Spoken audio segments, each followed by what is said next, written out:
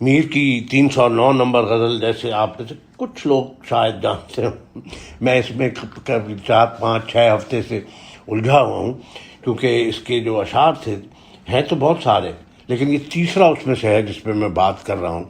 لیکن قصہ یہ ہوتا ہے جب وہ شعر میں اس میں اندر گھستا ہوں، مجھے اور اچھا لگتا ہے تو وہ پھیلتا چلا جاتا ہے کہ اس ٹاپک پہ، اس سب یا اس تھیم پہ اور کن لوگوں نے طبع آزمائی کی ہے، پھر میں اس میں کھو جاتا ہوں، پھر میر کے اور اشعار ملنے لگتے ہیں، پھر میں جیم ہو جاتا ہوں، مطلب میں پیرالائزڈ ہو جاتا ہوں، اب کیا کیا جائے۔ تو یہ 309 نمبر آج ختم کر دیں گے، حالانکہ اور بھی ایک دو ہیں جن پہ بات ہو سکتی تھی، بٹ میرا خیال ہے آگے بڑھنا چاہیے۔ بہت بڑا ٹاپک، بڑا یعنی ہر شاعر نے، ہر فلاسفر نے، بنیادی سوال ہے زندگی کا نا، تو اس لیے اس پہ چلتے ہیں، اس پہ فوری طور پہ۔ شعر ہے کہ میں نے پہلے نہیں سن رکھا تھا، یہ ابھی سنا تھا پچھلے 1-2 مہینے پہلے جب میں اس کو براؤز کر رہا تھا، کہ موت کا وقفہ اس رستے میں کیا ہے میر سمجھتے ہو، ہارے ماندے راہ کہیں ہم لوگ کوئی دم سو لیں گے۔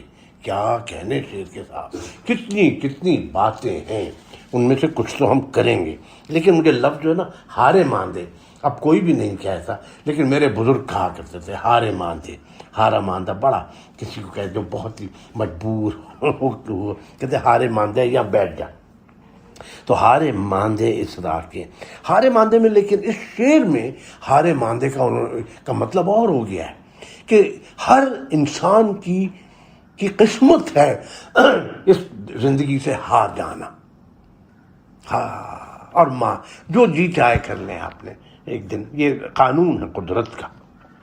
اس میں فاروقی صاحب تک جانے سے پہلے میں 1-2 اشعار ہیں جو دو تو مجھے ویسے یاد آ گئے، اور 1-2 جو ہیں وہ میں نے دیکھے تو مجھے اچھے لگے، تو میں نے سوچا وہ ضرور کرنے چاہیے۔ 1-2 اشعار جو ہیں ہمارے پنڈی کے شعراء ہیں ان کے، ایک باقی صدیقی کا شعر ہے جو کہ میں نے نہیں پہلے سنا، کیا عمدہ شعر ہے اس ٹاپک پہ، کہ زندگی کی بساط پر باقی موت کی ایک چال ہیں ہم لوگ، زندگی کی بساط پر باقی، اور اس میں باقی کے 2 مطلب آ جاتے ہیں، زندگی کی بساط پر باقی موت کی ایک چال ہیں ہم لوگ۔ اور آفتاب اقبال شمیم جو کہ یہاں پہ میں تو ان سے نہیں ملا، لیکن میرے دوستوں کے وہ استاد تھے، راحت کاظمی کی بہت ان کا ذکر کرتا تھا، پھر شاہد مسعود، شاہد ملک، اور گارڈن کالج کے ہمارے جو دوست ہیں تو بہت عمدہ شاعر تھے، تو ان کا ایک شعر ہے کہ یہ ہجرتیں ہیں زمین و مکان سے آگے کی، جو جا چکا ہے اسے لوٹ کر نہیں آنا۔ عمدہ شعر ہے صاحب، کیا کہنے۔ اور حاتم کا ایک کلاسیکل شعر ہے، حاتم کے ہمیں زیادہ پرانے شعر رستے میں نہیں آتے، لیکن کہتے ہیں کہ فی الحقیقت کوئی نہیں مرتا، موت حکمت کا ایک پردہ ہے۔ اچھا کہا صاحب، حکمت کا ایک پردہ ہے۔ اور ایک اقبال کا شعر کہوں گا، پھر آگے چلیں گے، کہ موت کو سمجھیں غافل اختمام زندگی، یعنی غافل سمجھیں، ہر بندہ نہیں سمجھتا، موت کو سمجھیں غافل اختمام زندگی، یہ ہے یہ شام زندگی صبح دوام زندگی۔ بالکل اقبال کا جو ہے نا ولولہ، اور وہ ہے اس میں، اور وہ تو مشہور ہے ان کی زندگی کیا ہے عناصر کا، کئی مرتبہ پڑھ چکے ہیں، سب کو پتہ ہے چکبس کا شعر۔ لیکن اس میں یہ جو میر کا ظاہر ہے وہ شعر انہوں نے فاروقی صاحب نے بھی کوٹ کیا ہے، جو سب جانتے ہیں اسی ٹاپک پہ، کہ موت ایک ماندگی کا وقفہ ہے، یعنی آگے چلیں گے دم لے کر۔ یہ بھی ایک فلسافیکل پوزیشن ہے ایک طرح کی۔ اور قاسمی صاحب کا ہے اس پہ ایک شعر مشہور، کہ کون کہتا ہے کہ موت آئی تو مر جاؤں گا، میں تو دریا ہوں سمندر میں اتر جاؤں گا۔ اس کی پیروڈیز بھی بہت ہوئی ہیں، ان پہ اب میں نہیں جاؤں گا، کیونکہ کبھی کرتا ہوں تو لوگ کہتے ہیں بھائی آپ یہیں رہ کیجیے۔ پھر ہمارے عبید اللہ علیم کا، میرے دوست کا بڑا عمدہ شعر ہے، کہ ہوا کے دوش پہ رکھے ہوئے چراغ ہیں ہم، جو بجھ گئے تو ہوا سے شکایتیں کیسی۔ چلیے صاحب ایک دم آتے ہیں، فاروقی صاحب کہتے ہیں کہ یہ مضمون بالکل نیا ہے۔ میں دوسرا والا کرنے لگ پڑا اپنے اس میں، کہتے ہیں کہ دیوان اول میں اسی مضمون کا شعر بہت زیادہ مشہور ہے، مرگ ایک ماندگی کا وقفہ۔ اچھا میں نے موت کہا تھا غلط، یعنی آگے پڑھیں گے دم لے کر۔ کہتے ہیں شعر زیر بحث دیوان اول کے شعر سے کہیں بہتر ہے، اسی لیے تو فاروقی صاحب کو پڑھتے کیوں؟ کیا بلحاظ اسلوب اور کیا بلحاظ معنی. ٹھیک، میں نے بہت بار بار پڑھا اور مجھے بھی یعنی میں بتاتا ہوں کیسے لگا، لیکن چونکہ زیادہ تر لوگ دیوان اول سے آگے کم پڑھتے ہیں، اس لیے زیر بحث ہے شعر اکثر لوگ یہ غیر ضروری تھا. فاروقی صاحب پلیز یہ مت کہیں کہ لوگ کم پڑھتے. بھئی اول تو میر کا دیوان کون اٹھاتا ہے؟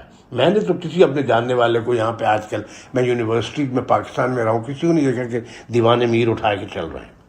تو کوئی پڑھتا پڑھاتا نہیں ہے، ادھر ادھر شعر مل جائے. میں اپنی ڈپارٹمنٹ میں چیلنج کرتا تھا اسٹوڈنٹس کو بھی اور فیکلٹی کو بھی چیلنج کیا. 50 لوگ تھے کہ کوئی میر کا شعر سنائے.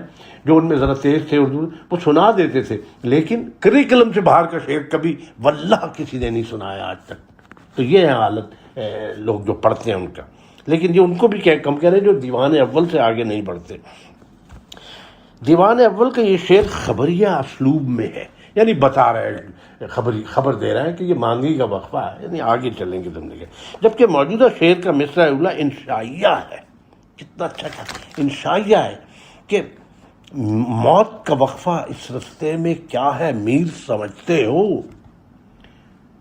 اس میں ہلکا سا استفہامیہ بھی ٹچ ہے، لیکن یہ کہہ رہے ہیں انشائیہ ہے. اور انشائیہ جو ہے وہ ایک طرح کا مضمون ہی ہوتا ہے نا، غیر رسمی. تو ٹھیک ہے، اور اس کا تخاطب بھی خوب ہے. شعر کا متکلم کوئی اور ہے، مثلا کوئی عارف یا کوئی ایسا شخص جس نے دنیا کے رنج و غم بھگتے ہیں، اور مخاطب میر شاعر نہیں بلکہ کوئی عام شخص ہے. ایسا شخص جو موت کے اثرات سے آشنا نہیں اور جو اس تفکر میں ہے کہ موت کیا ہے اور کیوں ہے. اور پھر مصرع ثانی میں راہ کے ہیں، بہت ہی اعلیٰ ہے وہ، ہارے ماندے راہ کے ہیں، یعنی زندگی راہ کے ہیں. کوئی لوگ اشارہ ہے کہ عدم سے زیست، پھر زیست سے عدم، اور عدم کے بعد یہ سب ایک ہی سفر کی مختلف منزلیں ہیں. انسان عالم ارواح سے عالم اجسام میں آتا ہے تو تھک جاتا ہے، کیونکہ یہ سفر بہت طویل ہے اور مسافر کو بھی نہیں معلوم یہ سفر کیوں اور کس طرح طے ہوا. پھر عالم اجسام میں مٹیریل لائف ایک طرح سے کہہ رہے ہیں کہ زندگی خود ایک سفر ہے. اب موت ایک طرح کا قیام ہے، ایسا قیام جس کے بغیر چارہ نہیں، کیونکہ سفر نے اتنا تھکا دیا ہے کہ رکنا ناگزیر ہو گیا ہے. سفر اتنا تھکا دیتا. لیکن اس رکنے میں کوئی تفریح، کوئی سیر تماشا، کوئی آرام کا مشغلہ نہیں، بس چند لمحوں کا سونا ہے، جیسے کوئی تھک کر سر راہ سو رہے.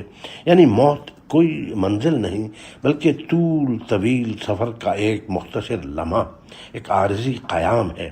موت کے بعد بھی سفر ہے اور منزل لامعلوم، ہارے ماندھے محاورے کے اعتبار سے تھکے ماندھے کا مترادف ہے. لیکن لفظ ہارے میں اشارہ بہرحال پوشیدہ ہے کہ اس سفر میں کامیابی یا فتح نہیں، دنیا میں آنا ہو یا دنیا سے جانا ہو، دونوں صورتوں میں زیاں ہی زیاں ہے. اب یہ جو آگے فاروقی صاحب نے کیا، یہ میں بھی جب پڑھا تھا پہلے، میں نے اس کے 1-2 طریقوں سے تو میں نے بھی پڑھا تھا. اب دیکھیں فاروقی صاحب کیا 4 طرح کہتے ہیں. کہتے ہیں موت کا وقفہ اس رستے میں کیا ہے؟ کوشچن مارک، میر کاما. سمجھتے ہو؟ موت کا وقفہ اس رستے میں، میر سمجھتے ہو. اور ایک طرح سے اس طرح سے بھی پڑھ سکتے ہیں کہ موت کا وقفہ اس رستے میں کیا ہے میر سمجھتے ہو. اور پھر اس طرح سے بھی پڑھ سکتے ہیں موت کا وقفہ اس رستے میں کیا ہے میر سمجھتے ہو. اور پھر یہ کہ موت کا وقفہ اس رستے میں کیا ہے میر سمجھتے ہو. یہ میں نے ایسے پڑھا تھا. ہر قرت میں معنی تھوڑے سے بدل جاتے ہیں. اسی طرح مصرع ثانی میں بھی وقفے کی کئی امکانات ہیں، اور اس میں ہر قرت کے ساتھ معنی تو نہیں بدلتے لیکن فضا اور تاثر بدل جاتے ہیں. میں آپ کو وقت نہیں دینا چاہتا اس کے پھر 4-5 طرح سے پڑھوں، لیکن اگر آپ لوگ جو شوقین ہیں اس کا پڑھیے دوسرا مصرع، جو انہوں نے بہت عمدہ بات کی ہے کہ ہر قرت کے ساتھ معنی لیکن فضا اور تاثر تبدیل ہو جاتا ہے. یعنی دیکھیے شاعری میں کیا کیا چیز نظر آتی ہے. اس کے علاوہ گہرائی نئے نئے رنگوں میں جلوہ گر ہوئی ہے. دیوان چہارم کی ترتیب کے وقت میر کی عمر 70 سے کچھ متجاوز تھی.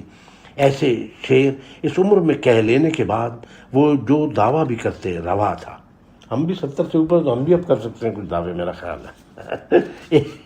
ایک دلچسپ بات یہ بھی ہے کہ اس مضمون کے برخلاف میر نے موت کو ایسا سفر بھی کہا ہے کہ جسے جرنی انٹو دی ان نون کہہ سکتے ہیں، اور جس کے مسافر کو خوف و اندیشہ لاحق ہوتا ہے۔ میر کا دیوان دوئم کا ایک شعر ہے کہ اندیشے کی جاگہ ہے بہت میر جی مرنا، اندیشے کی جاگہ ہے، واہ واہ، اندیشے کی جاگہ ہے بہت میر جی مرنا، درپیش عجب راہ ہے ہم 9 سفروں کی۔ پھر ایک دیوان پنجم کا شعر ہے کہ راہ عجب پیش آئی ہم کو یہاں سے تنہا جانے کی، یارو ہمدم ہمراہی ہر گام بچھڑتے جاتے ہیں۔ امین مغل صاحب کا انتقال ہوا پچھلے ہفتے، بڑا انوالوڈ ہوں اس میں، بڑے پیارے آدمی تھے اور بہت ہی جنہوں نے نقش چھوڑا ہے ہماری انٹلیکچوئل زندگی پہ اور ہمارے پوری جو سیاست کی جو تھاٹ ہے، تھیوری وغیرہ پہ۔ تو بڑا یاد ہے کہ راہ عجب پیش آئی ہم کو یہاں سے تنہا جانے کی، یارو ہمدم ہمراہی ہر گام بچھڑتے جاتے ہیں۔ چلیے 309 ختم ہے، اب اگلی مرتبہ آگے بڑھیں گے۔ بہت بہت شکریہ۔